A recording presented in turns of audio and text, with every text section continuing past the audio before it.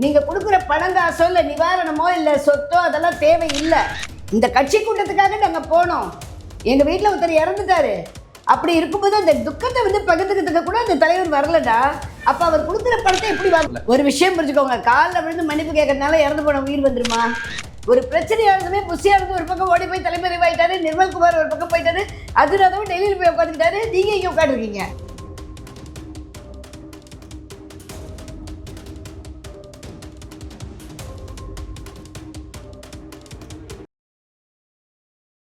தமிழர் களம் நேயர்கள் வணக்கம். நான் உங்கள் பிரவீன் கேஎஸ். இந்த ஒரு இன்ட்ரெஸ்டிங்கான இன்டர்வியூவில் உச்ச நீதிமன்ற வழக்கறிஞர் முனைவர் சீதா லக்ஷ்மி சேதுராமன் மேம் நம்ம கூட இருக்காங்க. மேம் வணக்கம் மேம். வணக்கங்க. இப்போது ரீசெண்டாக தமிழ்நாட்டில் எல்லாரும் பேசிக்கிட்டு இருக்க ஒரு விஷயம், விஜய் இந்த கரூர் மக்களை அழைச்சி இங்கே சந்திச்சது. பார்த்த மக்கள் எல்லாரும் என்ன சொல்கிறாங்கன்னா, விஜய் அவர்கள் அவங்களுடைய காலில் விழுந்து மன்னிப்பு கேட்டார், பயங்கரமாக அழுதாரு, அவங்களுக்கான இன்சூரன்ஸை பண்ணித்தரேன். மிக முக்கியமாக அவங்க என்ன சொல்கிறாங்கன்னா, உங்களுக்கு என்ன பண உதவி வேணுமோ கேளுங்க, இல்லை உங்களுக்கு ஏதாவது வேலை வாய்ப்புகள் ஏதாவது பிரச்சனை இருக்கா சொல்லுங்க, நான் பண்ணித்தரேன், உங்கள் எல்லாரும் இன்சூரன்ஸ் பண்ணித்தரேன்றதை சொல்லியிருக்காருன்றத சொல்கிறோம். என்னுடைய கேள்வி என்ன இருக்குன்னா, இதெல்லாம் பண்ணுறதுனால இறந்த உயிர்களுக்கு ஈடாகுமா? அதாவது கரூரில் நடந்த சம்பவம்ன்றது ஒரு பயங்கரமான ஒரு துயர சம்பவம். 41 உயிர்களை பலி வாங்கின ஒரு சம்பவம் அது. அப்படிப்பட்ட சம்பவம் நடக்காமல் தடுப்பதற்கான பல வழிகளை மேற்கொண்டிருக்கலாம். கட்சியும் மேற்கொண்டிருக்கலாம், அதுக்கு பர்மிஷன் கொடுத்த காவல்துறையும் மேற்கொண்டிருக்கலாம். தவறு நடந்து போச்சு, நிறைய உயிர்கள் பலி ஆயிடுச்சு. இப்போ இதுக்கு காம்பன்சேஷன் தரேன்னாக்க, இந்த காம்பன்சேஷனை 30 நாள் வரைக்கும் ஒரு வெயிட் பண்ணதுக்கு ரீசன் என்ன? நம்பர் 1, எதுக்காக 30 நாள் வெயிட் பண்ணும்? ஒரு சொந்தக்காரங்க செத்து போனாலோ இல்லை ஒரு நண்பர்கள் செத்து போனால் கூட உடனே அந்த துக்கத்தில் போய் அட்டன் பண்ணுறவங்க தான் ஒரு மனுஷங்க. அதுதான் மனிதாபிமானம். ஆனால் இவர் 30 நாள் ஆச்சு இந்த முடிவு எடுக்கிறதுக்கே. சரிங்க, நீங்கள் என்ன வேணால் காம்பன்சேஷன் கொடுங்க, வேண்டாம்னு சொல்லலை. பட் இது 30 நாள் எதுக்கு நீங்கள் டிலே பண்ணீங்க? ஒரு துக்கம் நடந்தாக்கா இந்த வீட்டில் முதல்ல எதிர்பார்க்கறது நீங்கள் எவ்வளோ பணம் தருவீங்கன்னு எதிர்பார்ப்பாங்களா? இல்லை, ஆறுதல் முதல்ல தேவை. ஒரு ஆறுதல். ஒரு கட்சி தலைவராக இருக்கீங்க நீங்கள் ஒரு தொண்டரோ இல்லை ஒரு பொறுப்பில் இருக்கக்கூடிய ஒரு உறுப்பினரோ கிடையாது. நீங்கள் அந்த கட்சியோட முதன்மையான தலைவர். அப்போ அந்த தலைவருக்கு தான் தார்மீக பொறுப்பு இருக்குது. அது உங்களால் நடந்ததா, இல்லை மற்றவங்களால நடந்ததா, இல்லை கூட்ட நெரிசலில் நடந்ததா, இல்லை எதிர்கட்சியோட சதியா, இதெல்லாம் அடுத்த கதை. ஆனால் ஒரு விஷயம் நடந்திருக்கு அப்படின்னா அது எதனால் நடந்தது? ஆரம்பத்துலேருந்தே சொல்லக்கூடிய விஷயம் என்னன்னாக்க, விஜய் கூட்டத்துக்கு ரொம்ப தாமதமாக வந்தார். ஒரு ஆங்ஸைட்டியை க்ரியேட் பண்ணுறீங்க. பப்ளிக் மத்தியில் ஒரு ஆங்ஸைட்டியை க்ரியேட் பண்ணிட்டீங்க. என்னென்னு, விஜய் நடிகர் வராருன்னா ஒரு 9 மணின்றது ஒரு 9:30, ஒரு 10 மணி கூட டைம் எடுக்கலாம். ஒரு 10 மணிக்கு வர வேண்டிய ஒரு 1 மணி வரைக்கும் வந்தாக்க, அந்த 1 மணி வரைக்கும் இருக்கக்கூடிய மக்களோட வாழ்நிலை என்ன, நிற்கக்கூடிய இடம் எப்படிப்பட்ட இடம்? நெரிசலான இடம். ஒரு நெரிசலான குறுகலான இடத்துல அவ்வளோ மக்கள் வராங்கன்னா அது எல்லாருமே அவரோட தொண்டர்களாக இருக்க முடியாது. தொண்டர்கள் இருப்பாங்க, ரசிகர்கள் இருப்பாங்க, பார்க்கறதுக்கு வர்றவங்க ஸ்பெக்டேட்டர்ஸ் இருப்பாங்க. சரியா? இத்தனை பேர் இருக்கும்போது இதில் யாரை நீங்கள் எப்படி பிரித்து பார்க்க முடியும்? பிரித்து பார்க்க முடியாது. அப்போது அங்கே ஒரு கூட்ட நெரிசல் உருவாகுது. இந்த கால தாமதம் என்பது ஒரு முதன்மையான ஒரு காரணம். எல்லா தலைவர்களும் மீட்டிங்க்கு போகிறாங்க. அனைத்து இந்திய அண்ணா திராவிட முன்னேற்ற கழகமாகட்டும், திராவிட முன்னேற்ற கழகமாகட்டும், பாரதிய ஜனதா, காங்கிரஸ், விடுதலை சிறுத்தை, புரட்சி பாரதம், புதிய நீதி கட்சி, என்னென்ன கட்சிகளுக்கோ அத்தனை கட்சிகளும், பாட்டாளி மக்கள் கட்சி, பகுஜன் சமாஜ் கட்சி, எல்லா கட்சிகளும் மீட்டிங் நடத்துகிறாங்க, ரோட் ஷோ நடத்துகிறாங்க. எலெக்ஷன் டயத்தில் எல்லாருமே எல்லாமே பண்ணுறாங்க. ஆனால் எங்கேயாவது தலைவர்கள் இவ்வளோ தாமதமாக வந்திருக்காங்களா? கிடையாது. அப்போ இது எதனால் அந்த ஒரு குறிக்கோளை நீங்கள் வைக்கிறீங்க? எதனால் அப்படி நடந்தது? நீங்கள் அதற்கான விளக்கத்தை இன்னும் சரியாக கூட தரல மக்களுக்கு. எதனால சொல்கிறாங்களே, எங்களுக்கு ஒரு 16 நாள் துக்கத்தை நாங்கள் அனுசரிக்கிறோம், அதுக்காக தான் இந்த ஒரு டைம் நாங்கள் எடுத்துட்டோம். அவங்க 16 நாள் துக்கன்றது அப்படி கிடையாதுங்க. சாதப்போ இன்றைக்கும் பார்த்தீங்கன்னா அனைத்து இந்திய அண்ணா திராவிட முன்னேற்ற கழகம் மட்டும், திராவிட முன்னேற்ற கழகம் மட்டும், அவங்க தொண்டர்கள் வீட்லேயோ இல்லை அவங்களோட ஏரியாவில் இருக்கக்கூடிய ஒரு இடத்துல ஒரு சாவு நடந்ததுன்னா முதல் வேலையாக அந்த ஏரியாவில் இருக்கக்கூடிய கவுன்சிலரோ எம்எல்ஏவோ அங்கே போய் ப்ரெசென்ட் ஆகிறாருங்க. நான் இது உங்களுக்கு ஒரு எக்ஸாம்பிளாக சொல்லணும்னாக்கா, ஆவடி நகராட்சியில் பார்த்தீங்கன்னா நாசர்னு இருக்கார். அவர் இன்னைக்கு ஒரு அமைச்சராக இருக்கார். அவர் சேர்மனாக இருந்த காலத்துலேயே ஆகட்டும், திராவிட முன்னேற்ற கழகத்தில் பொறுப்பில் இருந்த காலத்துலேயே ஆகட்டும், நாசர்னு சொன்னாலே அந்த ஏரியா மக்கள் இன்றைக்கி அவர் மேலே வச்சிருக்க நம்பிக்கையும் மரியாதையும் என்னன்னாக்க, அவர் கல்யாணத்துக்கு போகிறாரோ இல்லையோ, எந்த வீட்லையாவது ஒரு சாவுனா முதல் ஆளாக அவர் போய் நிற்பாருங்க. இது நடந்துக்கிட்டு இருக்கு. அதே மாதிரி அனைத்து இந்திய அண்ணா திராவிட முன்னேற்ற கழகத்திலேயே ஒரு சாவுனா முதல்ல போய் நிற்பாங்க. ஸோ மக்களுக்கு என்ன தேவை? நீங்கள் கொடுக்குற பணங்காசோ இல்லை நிவாரணமோ இல்லை சொத்தோ அதெல்லாம் தேவையில்லை. இன்னைக்கு மக்களால் எல்லாராலையும் எல்லாத்தையும் சம்பாதிக்க முடியும். அதுவும் இல்லாமல் ஒரு அரசாங்கமும் வரும்போது அதற்கான வழிவகைகளை ஏற்படுத்திக்கிட்டு இருக்காங்க. அதனால் அது முக்கியம் கிடையாது. ஒரு சாவு நடந்திருக்கு, ஒரு துக்கம் நடந்திருக்குன்னா அந்த நேரத்தில் தேவை ஆறுதல். ஸோ அந்த ஆறுதல்ன்றது என்ன? இந்த கட்சி கூட்டத்துக்காக நாங்கள் போனோம், எங்கள் வீட்டில் ஒருத்தர் இறந்துட்டாரு, அப்படி இருக்கும்போது அந்த துக்கத்தை பகிர்ந்துக்கிறதுக்கு கூட அந்த தலைவர் வரலடா. அப்போ அவர் கொடுக்குற பணத்தை எப்படி வாங்குவாங்க? இப்போ ரீசெண்டாக ஒரு அம்மா இவர் விஜய் அவர்களால் அனுப்பப்பட்ட 20 லட்சம் ரூபா பணத்தோட இதை ரிட்டர்ன் அனுப்பிட்டாங்க. ஆர்டிஜிஎஸ் பண்ணிட்டாங்க. ஏன், எதனால் அனுப்பிட்டாங்க? அவங்களுக்கு பணம் வேண்டாமா? அவருடைய கடவுளையே நம்ம இழந்துருச்சு. எதனால் அனுப்பிட்டாங்க? பணம் வேண்டான்றதுக்கு இல்லை, எனக்கு ஒரு துக்கம் நடந்திருக்கு. என்னுடைய குடும்பத்தோட பிரெட் வின்னர் யார்? என்னோட ஹஸ்பண்ட். அவர் இறந்துட்டாரு. அதுக்கு ஒரு வார்த்தை கூட உன்னால துக்கத்தை தெரிவிக்க முடியல. அதை தெரிவிக்கவே 16 நாள் கழிச்சு நீங்க தெரிவிக்கிறீங்க. அதுக்கு நடுவில் ஆயுத பூஜை கொண்டாடுறீங்க. மேம், ஆயுத பூஜையில அவங்க எங்க ஒண்ணும் கொண்டாடலையா? அவங்க ஆபீஸ்ல கொண்டாடினாங்க, அவ்வளவு தப்புங்க. நிக்கல அந்த இடத்துல. ஒரு விஷயம் புரிஞ்சுக்கோங்க, அவர் இருந்தாலும் இல்லாட்டாலும் இப்போ ஒரு கட்சியோட ஆபீஸ்னா அது அங்க இருக்கக்கூடிய தனிப்பட்ட ஆட்களை மாத்திரம் கிடையாது. அதுதான் கட்டுப்பாடு இல்லைன்னு சொல்ல வந்தேன். நான் ஆரம்பத்தில் ஏற்கனவே சொன்ன இன்டர்வியூலாம் சொல்லியிருக்கேன். ஒரு கட்டுப்பாடு, ஒரு கொள்கை பிடிப்பு, இதெல்லாம் ஒரு கட்சிக்கும் கண்டிப்பாக உண்டு. அது இருக்கணும்னு சொல்றதுக்கு காரணம் என்னன்னா, ஒரு தலைவர் ஒரு அஜெண்டா கொடுத்தாருன்னா அந்த அஜெண்டாவை எல்லாரும் ஃபாலோ பண்றவங்களா இருக்கணும். தலைவர் கொடுக்குற அஜெண்டாவை ஃபாலோ பண்ணாமல் இவங்க இஷ்டத்துக்கு பண்ணுறாங்கன்னா அப்படிப்பட்ட தொண்டர்கள் எதுக்கு உங்களுக்கு கண்ட்ரோல் ஆவாங்க? இன்னைக்கு அனைத்து இந்திய அண்ணா திராவிட முன்னேற்ற கழகத்தில் ஆட்சியில் இருந்தப்போ எல்லாரும் பார்த்துருக்காங்க. எல்லாருக்கும் பயம் இருக்கும். மினிஸ்டர்லேருந்து போலீஸ்லேருந்து எல்லாருக்குமே பயம் இருக்கும். இன்னைக்கு ஒரு விஷயம் நடக்கலைன்னா நைட்டு படுத்து தூங்கும்போது காத்தா இதும்போது பதவி இருக்கா இல்லையான்னு பயப்படுவாங்க. கண்டிப்பா. காரணம் என்னன்னா, நம்ம உடனே வேலையை விட்டு தூக்கிடுவாங்க, உடனே பதவியிலேருந்து தூக்கிடுவாங்க, உடனே உறுப்பினர்லேருந்து தூக்கிடுவாங்க. எல்லாமே நடக்குது. அப்போ அந்த பயம் தானே, அந்த பயம். அப்படிப்பட்ட ஒரு தலைமை ஒரு சிட்டா இருந்ததுனால தானே அனைத்து இந்திய அண்ணா திராவிட முன்னேற்ற கழகம் தொடர்ந்து 10 வருஷம் ஆட்சியில் இருந்தது. கரெக்ட். அந்த கொள்கை பிடிப்பு, அந்த கட்டுப்பாடு, அந்த கண்ணியம் அதெல்லாம் அதில் இருந்தது. இன்னைக்கு அது சிதைக்கப்பட்டிருக்கு. திராவிட முன்னேற்ற கழகத்தில் அந்த மாதிரியான விஷயங்கள் இல்லை. அதே மாதிரி தான் நான் சொல்கிறேன். நீங்கள் உங்ககிட்ட அந்த ஒரு அஜெண்டா கொடுக்குறீங்கன்னா, நீங்கள் இப்போ தான் வந்திருக்க ஒரு புதிய கட்சி. இந்த கட்சியில் முதல்ல ஆரம்பத்திலேயே தொண்டர்கள் உங்களுடைய வார்த்தைகளுக்கு கட்டுப்பட்டு இருக்கிறவங்கள வந்தால் தானே தொடர்ந்து நீங்கள் பயணிக்க முடியும். அது இல்லாமல் அவங்கவுங்க இஷ்டத்துக்கு பண்ணினாங்கனாக்க அப்போ அது என்ன கட்சி? அது வேஸ்ட் தானே. சொல்லுங்க. ஆளுக்கு தடியெடுத்தவெல்லாம் தன்னல்காரன்ற கதையா போனாக்க அப்போ அரசியல் அமைப்போட தாற்பயம் என்ன? எதற்காக நீங்க கட்சி ஆரம்பிச்சீங்க? எதற்காக மக்கள் சேவைக்கு வரீங்க? முக்கியம் அதுதானே. அது இல்லைல்ல. கண்டிப்பா. அதனால நீங்க கட்சி ஆபீஸ்ல தான் கொண்டாடினாங்கன்னு சொல்லக்கூடாது. கட்சி ஆபீஸ் எதோட உடைமை? கட்சியோட உடைமை. கண்டிப்பா. அப்ப அந்த துக்கன்றது அந்த கட்சிக்கு அப்படின்னாக்க அந்த கட்சியால் நடத்தப்பட்ட ஒரு விழாவில் இருந்தார்கள் அப்படி என்றால் அந்த துக்கம் கட்சிக்கும் சேர்ந்தது தான். அதை அவர் அன்னைக்கு தார்மீகமா ஓப்பனா வந்திருக்கணும். மேம், இப்போ விஜய் அவர்களை பொறுத்தவரைக்கும் காலில் விழுந்து மன்னிப்பு கேட்கிறாரு. இது வரைக்கும் எந்த ஒரு தலைவரும் பண்ணாத ஒரு விஷயத்த பண்ணியிருக்காரு. இதுக்கு மேல ஒருத்தர் என்ன பண்ண முடியும்ன்ற கேள்வி வரும்ல. ஒரு விஷயம் புரிஞ்சுக்கோங்க, காலில் விழுந்து மன்னிப்பு கேட்கறதுனால இறந்து போன உயிர் வந்துருமா? இன்னொன்னு கேளுங்க, நீங்க காலில் இல்ல அன்னைக்கே அவர் அந்த துக்க விசாரிக்க போயிருந்தாலும் அப்பயும் அந்த உயிர் திரும்பி வராது. இல்ல உயிர் திரும்ப வரப்போறது என்னமோ கிடையாது. போன உயிர் போனதுதான். சரியா? அது கர்மான்னு கூட வச்சுக்கோங்க. அது போன உயிர் போனதுதான். அதை பத்தி சொல்லல. காலில் விழுந்து மன்னிப்பு கேட்டாருன்றதை நம்ம சொல்லதான் கேள்விப்பட்டிருக்கோம். தவிர இது வரைக்கும் இந்த மீடியாலையாவது வந்திருக்கா? இல்ல மேம், அங்க போய் பார்த்தவங்க அவங்க சொந்தக்காரங்க தான் சொல்றாங்க. வெளியாட்கள் யாரும் சொல்லல காலில் விழுந்து மன்னிப்பு கேட்டாரு. இங்க பாருங்க, காலில் விழுந்து மன்னிப்பு கேட்கறாருன்னா எதுக்காக மன்னிப்பு கேட்டாரு? நான் இப்படிப்பட்ட ஒரு கூட்டம் நடத்தினேன் அதனால மன்னிப்பு கேட்கறேன், இல்லை இப்படி அன்ஆர்கனைஸா போச்சு அதனால, இல்லை நான் லேட்டா வந்தேன் அதனால, இல்லை இப்படி ஒரு இன்சிடென்ட் நடந்ததுக்கு உன் குடும்பம் துன்பப்படுது அதுக்காக, எதுக்காக மன்னிப்பு கேட்டாரு? அது தெரியணும்ல. மெயினா என்ன ரீசனுக்காக மன்னிப்பு கேட்டாருன்னு. ஒரு குடும்பத்துல ஒரு 2 குழந்தைங்களோட உயிர் போயிருக்கு. வேற என்ன பண்ண முடியும்ன்றது அவருக்கு தெரியல. அந்த ஒரு அதுக்குதான் மனசு கஷ்டப்படுறத வேற எப்படி வெளிக்காட்டுறதுன்னு தெரியாம அந்த குடும்பத்தாருக்கு காலில் விழுந்து மன்னிப்பு. சார், ஒரு விஷயம் நல்லா புரிஞ்சுக்கோங்க. எனக்கு எதுவுமே தெரியாதுன்னு சொன்னா அப்ப நான் எப்படி ஒரு தலைவனா இருக்க முடியும்?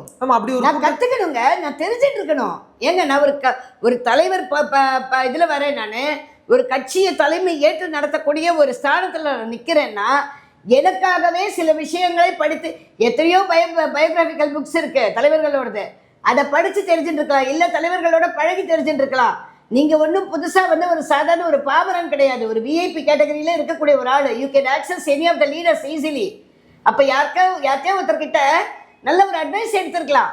உங்கள் கட்சியை ஆரம்பித்தப்பவே நான் ஆரம்பத்துலேருந்தே இதை தான் சொல்லிட்டு இருக்கேன்.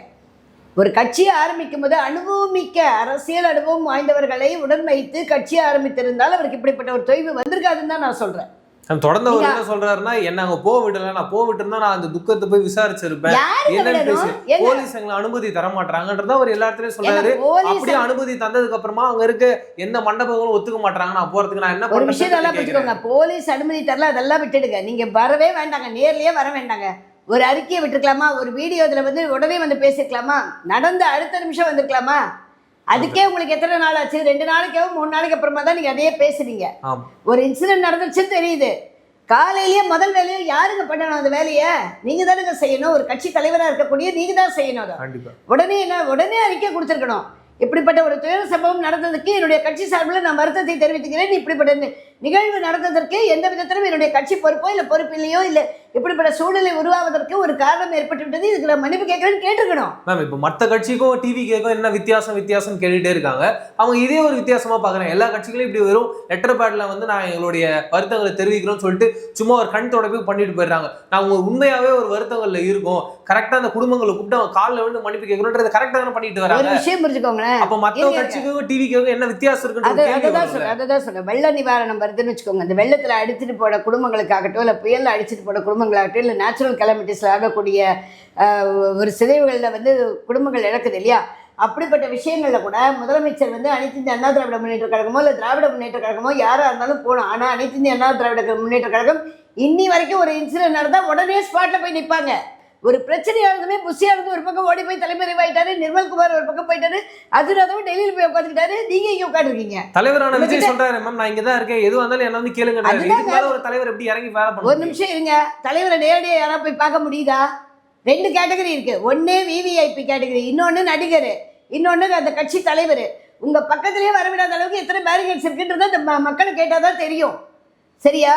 இன்னைக்கு திராவிட முன்னேற்ற கழகத்தோட முதலமைச்சர் வந்து திரு மு க ஸ்டாலின் அவர்கள் வந்து ரோட்ல நடைப்பயணம் போறாரு, மக்களை போய் சந்திக்கிறாருன்னா கரெக்டாக அதுக்கான ஆர்கனைஸ் பண்ணி பேரிகேட்ஸ் வச்சு ஆளுங்க வந்து மனு கொடுக்கும்போது அந்த மனுவை அவர் வாங்க முடியுது. ஆனா உங்க பக்கத்துல அப்படி வர முடியலையே. காரணம் என்னன்னா உங்ககிட்ட அந்த கட்டமைப்பு இல்லை. மேம் இப்போ மறுபடியும் டிவி சைட்லேருந்து ஒரு கேஸ் போட்டிருக்காங்க. என்னன்னா இந்த மாதிரியான மீட்டிங்ஸ்க்குலாம் வந்து எங்களுக்கு அனுமதி கொடுக்கணும், மற்ற கட்சிக்கெலாம் ஒரு அனுமதி இருக்குது, ஒரு ரூல்ஸ் அண்ட் ரெகுலேஷன்ஸ் இருக்குது, எங்களுக்கு அது வேற மாதிரி இருக்குது. இப்போ ஒரு கட்சிக்கு வந்து எந்த ரூல்ஸுமே இருக்க மாட்டேங்குது, அவங்க இஷ்டத்துக்கு இருக்காங்க. அடுத்து வேற ஒரு கட்சிக்கு பார்த்தீங்கன்னா அவங்களுக்கு ஒரு 10 ரூல்ஸ் தான் இருக்குது, எங்களுக்கு பார்த்தீங்கன்னா ஒரு 30 ரூல்ஸாக வருது. இப்படி ஒரு கட்சிக்கும் அப்படி ரூல்ஸ் மாறிக்கிட்டே இருக்கும். அதை ஃபர்ஸ்ட் ஆஃப் ஆல் நீங்கள் மாற்றணும். எல்லா கட்சிக்கும் ஒரே ரூல்ஸ் தான். அண்ட் இதை தாண்டி இப்போ வந்து மக்களை சந்திக்க போகிறாங்க அப்படின்னா, இது ரோட் ஷோ மாதிரியான ஒரு ஷோ நடக்குது, ரோட் ஷோக்குனா அதில் என்னென்ன மாதிரியான ரூல்ஸ் அண்ட் ரெகுலேஷன்ஸ்லாம் இருக்கு, எத்தனை பேர் வரணும், என்ன ஏதுன்னு எல்லாருக்குமே பொதுப்படையாக எடுத்துடுவாங்க வெளியிலன்றதை இப்போ ஒரு கேஸாக போட்டுருக்காங்க. இதுக்கு என்ன மாதிரி ஏற்கனவே உயர்நீதிமன்றம் இதற்கான வழிகாட்டுதல்களை கொடுத்துருச்சு. ரோட் ஷோ இனிமே யாரும் பண்ணக்கூடாதுன்னு கொடுத்துட்டாங்க. எந்த கட்சியும் ரோட் ஷோ பண்ணக்கூடாதுன்னு கொடுத்துருக்காங்க. சரியா? அதே மாதிரி கட்சி பிரச்சாரங்கள் நடக்கும்போது இந்தந்த வகையில் தான் நடத்தணும்னு எலெக்ஷன் கமிஷனும் ஒரு வரைமுறை கொடுத்துருக்காங்க, நீதிமன்றமும் கொடுத்துருக்கு. அதை கரெக்டாக ஃபாலோ பண்ணணும். அதை மீறி செயல்படும் போது அது கண்டெம்ட் ஆஃப் கோர்ட், கண்டிப்பாக வழக்கு வரதான் செய்யும். திராவிட முன்னேற்ற கழகமோ இல்லை அனைத்து இந்த அண்ணா திராவிட முன்னேற்ற கழகமோ இல்லை பாரதிய ஜனதாவோ இல்லை காங்கிரஸோ எந்த கட்சிகளாக இருந்தாலுமே எல்லாமே அந்த அஜெண்டாவை ஃபாலோ பண்ணி தாங்க போயாகணும். 30 உங்களுக்கு வந்து 10 ரூல்ஸ் கொடுக்குறாங்க, அவங்களுக்கு 20 ரூல்ஸ் கொடுக்குறாங்க, அப்படி கிடையாது. நீதிமன்றத்தை பொறுத்தளவில் எந்த பயாஸும் கிடையாது. அவங்கள பொறுத்தளவில் திராவிட முன்னேற்ற கழகமும் ஒன்று தான், அனைத்து இந்திய அண்ணா திராவிட முன்னேற்ற கழகமும் ஒன்று தான், டிவிகேயும் ஒன்று தான். உங்களுக்குள்ளதான் போட்டியை தவிர அவங்களுக்கு போட்டி கிடையாது. அதனால அவங்க கொடுக்கக்கூடிய ரூல்ஸ் அண்ட் ரெகுலேஷன்றது காமனாக தான் தருவாங்க. அதே மாதிரி எலெக்ஷன் கமிஷன்றது காமனானது. எலெக்ஷன் கமிஷன்ல ஒரு வரைமுறை கொடுக்குறாங்கன்னா, நீங்க ரீசெண்டாக கேள்விப்பட்டிருப்பீங்க, 2018-19 வந்து நிறைய லெட்டர் பேட் கட்சி எல்லாத்தையும் தூக்கிட்டாங்க. கிட்டத்தட்ட ஒரு 2000 கட்சிக்கு மேலே உள்ளதை வந்து எடுத்துட்டாங்க. ஏன் எடுத்தாங்கன்னா, ஒருத்தர் வந்து கட்சி ஆரம்பிக்கிறாரு, சாப்பாடு போடுறேன்னு பண்ண வேண்டியது, கழகம் சங்கம் அமைப்பு இப்படின்னு வச்சுக்கிட்டு சாப்பாடு போடுறேன்னு போட்டு மக்களை கூட்டுறது. நீ என்ன பண்ண போகிற மக்களுக்கு, எதுக்காக நீ அரசியலுக்கு வரன்றதே தெரியாமல் இந்த லெட்டர் பேட் கட்சியை வச்சுட்டு கட்ட பஞ்சாயத்து பண்ணுறது, ரவுடிசம் பண்ணுறது, சரியா, குடும்ப விவகாரங்களில் தலையிடுறது, போராத குறைக்கு பிளாக் மணி டிரான்சாக்ஷன்ஸ் பண்ணுறது. அதுக்கப்புறம் எலெக்ஷன் டயத்தில் நானும் கட்சி வச்சுருக்கேன், என்கிட்ட இத்தனை மெம்பர் இருக்காங்கன்னு காட்டி ஏதாவது ஒரு மெயின் கட்சியில் அலையன்ஸாக போகிறேன்ட்டு இவ்வளோ பணம் டிமாண்ட் பண்ணி வாங்குறது. ஸோ தனிப்பட்ட ஒரு மனிதன் தனக்கு தேவையான சொத்துக்களை சேர்ப்பதற்காக கட்சிகள் அமைக்கப்படுது. அப்படிதான் இன்னைக்கு நிறைய வந்து லெட்டர் பேட் கட்சிலாம் இருந்திருக்கு. இந்த லெட்டர் பேட் கட்சிலாம் இனிமேல் இருக்கக்கூடாதுன்னு சொல்லிட்டு எலெக்ஷன் கமிஷன் முடிவெடுத்து ஒரு ரூல்ஸ் கொண்டு வந்திருக்காங்க. அதே மாதிரி அங்கீகரிக்கப்படாத கட்சிகள்னா என்னன்னா, ஏதாவது ஒரு எலெக்ஷன்ல இருந்து அதில் அவங்க டெபாசிட் வாங்கியிருக்கணும், இல்லை அதில் அவங்க ஜெயிச்சு இவ்வளோ எம்எல்ஏஸ் இருக்கணும், அந்த மாதிரி இருக்கக்கூடிய கட்சிகள் மாத்திரம்தான் வந்து ஏற்றுக்கொள்ளப்படும்ன்ற மாதிரி ஒரு விஷயம் கொண்டு வராங்க. அது இன்னும் ஸ்ட்ராங்காக கொண்டு வரணும். ஓகே, நீதிமன்றத்தாலேயும் எலெக்ஷன் கமிஷனாலேயும் அது இன்னும் ஸ்ட்ராங்காக கொண்டு வந்தா. இப்படி ஒரு ரூல்ஸ் வரும்போது புதிய கட்சிகள் இப்போ டிவிக்கு எல்லாம் வந்து திணறுவாங்களே, அவங்களால எங்க வந்து இப்படி ஒரு ப்ரூவ் பண்ணுங்கன்றாங்க. இல்ல அவங்க எதுக்கு அப்படி ஒரு பைலா வைக்கிறாங்கன்னா, நீங்க இப்ப புதுசா ரெஜிஸ்டர் பண்ணிருக்கீங்க, முதல்ல உங்களோட ஸ்ட்ரென்த்தை வந்து லோக்கல் பாடி எலெக்ஷன்ல காட்டுங்க. லோக்கல் பாடி எலெக்ஷன் நான் ஃப்ரம் த டேலேருந்தே அதை தான் சொல்லிட்டு இருக்கேன். டிவிக்கே பற்றி என்னைக்கு பேச ஆரம்பிச்சோ அன்னிலேருந்து அதை தான் சொல்கிறேன். ஒரு கட்சி அப்படின்னா அதற்கு ஒரு கட்டமைப்பு உண்டு. எந்த ஒரு மனுஷனுமே உடனே வந்து பிறந்த உடனே வந்து பிஹெச்டி பண்ணி டாக்டரேட் வாங்கிட முடியாது. எல்கேஜி யூகேஜி ஃபர்ஸ்ட் ஸ்டாண்டர்ட்னு வரிசையாக போடும். அதே மாதிரி அரசியலையும் ஒரு பாடம் இருக்குது. ஆரம்ப பாடம்ன்றது என்ன? உள்ளாட்சி மன்ற தேர்தல், கவுன்சிலர் தேர்தல், அடுத்தது எம்எல்ஏ தேர்தல், அதுக்கப்புறம் எம்பி தேர்தல், இதெல்லாம் வரிசையாக வரணும். அப்படி இருந்தால் தான் உன்னுடைய கட்சியில் வந்து நீ ஸ்ட்ராங் பண்ணவே முடியும். அதை தான் நான் ஆரம்பத்துலேருந்தே சொல்கிறேன். உன்னுடைய ஏரியாவில் இப்போ உங்கள் தெருவில் எடுத்துக்கோங்க, உங்கள் தெருவில் ஒரு பிரச்சனை வருதுன்னா நீங்கள் முதல்ல யாரை போய் பார்ப்பீங்க? கவுன்சிலர் தான் பார்ப்பீங்க. அதை விட அதுக்கு முன்னாடி யாரை பார்ப்பீங்க? அங்கே யாராவது தலைவர்கள் இருந்தாலும் அவங்க கிட்ட வந்து தலைவர்கள் இல்லை, அந்த ஏரியாவோட பிரதிநிதி யாராவது இருப்பாங்க, கட்சி பிரதிநிதி. அந்த கட்சி பிரதிநிதியை பார்த்து அதுக்கப்புறம் அவன் மூலியமா கவுன்சிலரை பார்ப்பீங்க. கவுன்சிலர் வந்து உங்க பிரச்சனை தீக்கலன்னா என்ன பண்ணுவீங்க? அடுத்த தடவை அவங்க கவுன்சிலர் எலெக்ஷன் வந்தா ஓட்டு போடுவீங்களா? போட மாட்டோம். அப்ப அவரோட ஓட் பேங்க் அடிபட்டுதுன்னா அடுத்தது அந்த ஏரியால வந்து அத்தனை கவுன்சிலர்கள் சேரக்கூடிய எல்லா ஏரியாலையும் சேர்ந்து தான் ஒரு எம்எல்ஏ உருவாராரு. அப்ப அவரோட ஓட் பேங்க் அடிபட்டுதுன்னா ஆட்டோமேட்டிக்கா எம்எல்ஏவோட ஓட் பேங்க் அடிபடுமா? அப்ப எம்எல்ஏ வர முடியாதா? எம்எல்ஏ வரலன்னா அந்த கட்சிக்கு தொய்வா? அப்ப அத்தனை எம்எல்ஏக்களும் சேர்ந்து ஒழுங்கா செயல்பட்டாதான் ஒரு எம்பியை உருவாக்க முடியும். எம்பி இல்லைன்னா சென்ட்ரல் மினிஸ்டர் போக முடியாது. கரெக்டா? கரெக்ட் தான். அப்ப இதெல்லாம் எப்படி வருது? ஒரு கட்டமைப்பு. இந்த கட்டமைப்பு இல்லாமல் ஒரு கட்சியை வந்து ஆரம்பத்திலேயே நான் எம்எல்ஏ எலெக்ஷன் போறேன், நான் அவங்கள பண்ணிடுவேன்றதெல்லாம் பைத்தியக்காரத்தனம். இது வந்து கண்ணை திறந்துக்கிட்டே வந்து கனவு காண்ற கதை இது. அந்த மாதிரி செய்யக்கூடாது. நீங்க பிரதிநிதிகளை உருவாக்குங்க, பிரதிநிதிகள் மக்கள் சேவையில் ஈடுபடட்டும். அந்த பிரதிநிதிகள் மூலியமா நீங்க கவுன்சிலர்ஸை உருவாக்குங்க. கவுன்சிலர்ஸ் லோக்கல் பாடியில் இருக்கக்கூடியவங்க தான் வந்துட்டு பிரச்சனைகளை என்னன்னு வந்து ஒரு எம்எல்ஏக்கு கொண்டு போக முடியும். அப்படி கொண்டு போகும்போது தான் அந்த ஏரியாவில் இருக்கக்கூடிய ஓட் பேங்க் அந்த கவுன்சிலர் கிடைக்கும். அந்த ஓட் பேங்க் எல்லாம் சேர்ந்து தான் ஒரு எம்எல்ஏவை உருவாக்கும். விஜய் என்ன பண்ணணும்னு நீங்க நினைக்கிறீங்க? பிரதிநிதிகளை உருவாக்கி முதல்ல வந்து ஒரு கட்சியை கட்டமைப்பாக்குங்கன்னு தான் சொல்றோம். நீங்க எந்த கட்சியோட வேணா அலைன்ஸ் வச்சுக்கோங்க, எங்களுக்கு அதை பத்தி கவலை இல்லை. இல்லை தனியாக கூட போட்டிடுங்க, ஒன்றும் பிரச்சனை இல்லை. தனித்து போட்டியிட்ட நிறைய கட்சிகள் இன்னைக்கு இருக்கிற இடமே தெரியாம போச்சு. ஆமா, தனித்து போட்டியிட்ட நிறைய கட்சிகள் தன் கட்சிகளை கலைச்சிட்டு மெயின் கட்சிகளோட போய் சேர்ந்துக்கிட்டாங்க. தன்னுடைய சுயலாபத்துக்காக ஒரு தனிப்பட்ட மனுஷன் தனக்கு ஒரு எம்பி வேணும்னு வாங்கிட்டு அவனை நம்பி வந்த அத்தனை தொண்டர்களையும் அப்படியே விட்டுட்டு நேராக கட்சியை கொண்டு போய் அங்கே இணைச்சிட்டு அவருக்கு மாத்திரம் எம்பி வாங்கிட்டு போய் உட்காந்துட்டாரு. சரியா? அதே மாதிரி தான் நடக்குது நிறையா. ஸோ இது அப்போ அந்த கட்சியை நம்பி வரக்கூடிய புதிய வேட்பாளர்கள், புதிய தொண்டர்களோட நிலைமை என்ன? அப்ப மக்களோட நம்பிக்கை சதஞ்சு போகுது. அரசியல்னாலே வந்துட்டு இவன் பணம் சம்பாதிக்க தாண்டா வரா, இவன் மக்களுக்கு சேவை பண்ண வரல. சரி வேண்டாப்போ, திராவிட முன்னேற்ற கழகமோ இல்லை அனைத்து இந்திய அண்ணா திராவிட முன்னேற்ற கழகமோ வந்துட்டு போட்டு தமிழ்நாட்டில் இவனுங்களெல்லாம் நம்பி நம்ம பண்ண முடியாது. ஒன்று அவருக்கு போடுவோம், இல்லை இவருக்கு போடுவோம், யாருக்காவத்தருக்கு போட்டு நம்ம பலனை வாங்கிட்டு போகலான்னு நினைப்பாங்க. ஏன்னா இவங்கெல்லாம் ஆல்ரெடி எஸ்டாப்ளிஷ்டு. அப்போ இவங்க ரெண்டு பேர்ல யாராவது ஒருத்தர் வந்தாலும் கட்டமைப்பு இருக்கு. கட்டமைப்பு இவங்க ரெண்டு பேர்ல யார் வந்தாலுமே நிவாரணங்கள் கிடைக்கவோ இல்லை புதிய ஸ்கீம்ஸ் வரவோ அதன் மூலியமா மக்கள் பலனடைவோ வழி. அதனால மக்கள் அதுல போயிடுறாங்க. அதனால தான் வந்து டிவிகேயோட வளர்ச்சி வந்து தொய்வாகுன்னு சொல்றதுக்கான ரீசன் வந்து தானே தவிர டிவிகே வரக்கூடாதுன்ற எண்ணம் போல டிவிகே பண்ணக்கூடாதுன்னு இல்லை. டிடிவி தினகரன் ஒரு கட்சி ஆரம்பிச்சாரு, குக்கர்லாம் கொடுத்தாரு, என்ன ஆச்சு? ஒண்ணுமே இல்லை. ஜிகே வாசன் கட்சி ஆரம்பிச்சாரு, என்ன ஆச்சு? அவரும் போய் சேர்ந்துக்கிட்டாரா? இப்படிதான் நடக்குதுங்க. இது எல்லாமே காரணம் என்னன்னா இவங்க என்ன நோக்கத்துக்காக ஆரம்பிக்கிறாங்கன்றத வந்து எஸ்டாப்ளிஷ் பண்ணல. விஜய் என்ன பண்ணணும்னு நினைக்கிறீங்க? என்னோட மெயின் பாயிண்ட் அதுவாக தான் இருக்கு. இப்போ அவர் மக்களை சந்திச்சுட்டாரு, இதெல்லாம் முடிஞ்சிருச்சு. அடுத்த அவருடைய மூவ் என்னவா இருக்க போகுது? அவர் திருப்பி மக்களை வந்து பொது வழியில சந்திக்கணுங்க. அவர் சொல்லியிருக்காரு மறுபடியும் நான் கரூர் வரேன். ஆனா அவர் தன்னுடைய முகத்திரையை ஒரு விஐபி, ஒரு நடிகன்ற முகத்திரையை கிழித்து விட்டு மக்களோட மக்களாக ஒன்றி அவர் செயல்பட்டு உள்ள இறங்கி அவர் வேலை செஞ்சாதாங்க அவர் எலெக்ஷன்லயோ இல்லை அரசியல்லையோ தொடர்ந்து நிற்க முடியும். இல்லைன்னு வச்சுக்கோங்களேன், அது ரொம்ப கஷ்டம். ஏன்னா இன்னமும் வந்து அந்த விஐபி கேட்டகரி, இன்னமும் வந்து அந்த நடிகர் கேட்டகரியில் அவர் ஃபேஸ் அப்படியே போச்சுன்னா கண்டிப்பாக மக்கள் அலைப்பறிச்சு ஓடுவாங்க. திருப்பி மறுபடியும் வந்து பிரச்சனைகள் வரதான் செய்யும். அந்த பிரச்சனைகளை அவரால் சமாளிக்க முடியாது. சரியா? அவர் முதல்ல வந்து நிறைய மீடியாவில் பேசணும், நிறைய பேசணும். அவருடைய கருத்துக்கள் என்ன, அவர் எதுக்காக அரசியல் கட்சி ஆரம்பிச்சாரு, என்ன பண்ண போறாரு, மக்களுக்கு சந்திக்கணும்ன்றீங்க. எஸ், கண்டிப்பா. இன்னொன்று என்னன்னா அவர் திராவிட முன்னேற்ற கழகத்தையும் அனைத்து இந்திய அண்ணா திராவிட முன்னேற்ற கழகத்தையும் இல்லை மற்ற கட்சிகளையும் சாடுறதை விட்டுட்டு இவர் என்ன செய்ய போறாரு, இவருக்கு என்ன ஃபோக்கஸ். விஜயகாந்த் ஐயா கட்சி ஆரம்பிச்சாரு, கேப்டன். கண்டிப்பா அவர் வந்து யாரையும் அந்த அளவுக்கு எடுத்ததெல்லாம் சாடல. அவர் என்ன செய்ய போறாருன்றது மாத்திரம் தொடர்ந்து செஞ்சுக்கிட்டு இருந்தாரு, தொண்டர்களை வச்சு செஞ்சுக்கிட்டே இருந்தாரு. கரெக்டா?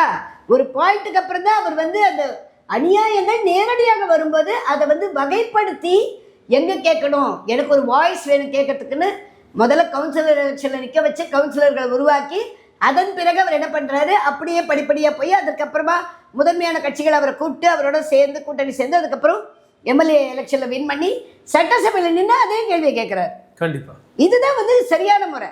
அது இல்லாம நீங்க வந்து பிரஸையும் மீட் பண்ண மாட்டீங்க, மீடியாவையும் இது பண்ண மாட்டீங்க, எந்த விதமான இதுவும் மக்களுக்கு தெளிவுபடுத்த மாட்டீங்க.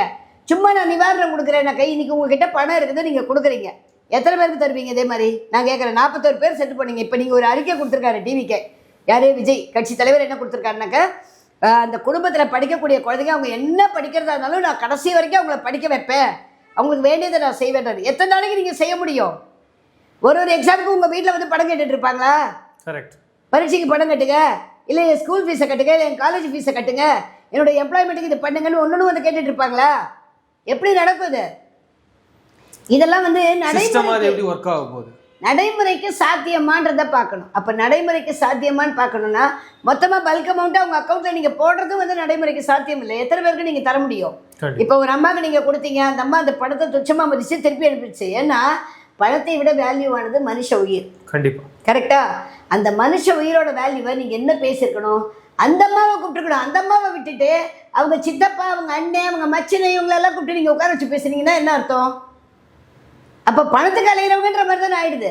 அப்போ அது மக்களோட எண்ணத்தை நீங்கள் தவறாக புரிஞ்சுட்டு இருக்கீங்க. எது போனாலுமே உடனே பணம் கொடுத்துட்டா சரியாயிடும்னா எப்படி அது? முதலமைச்சர் நிவாரண நிதியோ இல்லை பிரைம் மினிஸ்டர் நிவாரண நிதியோ எதுக்கு வச்சுருக்காங்க? அசம்பாவிதங்கள் எதிர்பாராமல் நடக்கக்கூடிய பட்சத்தில் அந்த குடும்பத்துக்கான ஒரு கஷ்டத்தை வந்து தொய்வை வந்து ஓரளவுக்கு சரி பண்ணலான்றதுக்கு தான் இந்த நிவாரணங்களை வச்சுருக்காங்க. பணம் கொடுத்ததுனால எல்லாம் சரியாயிடும்னு அவங்க வைக்கல.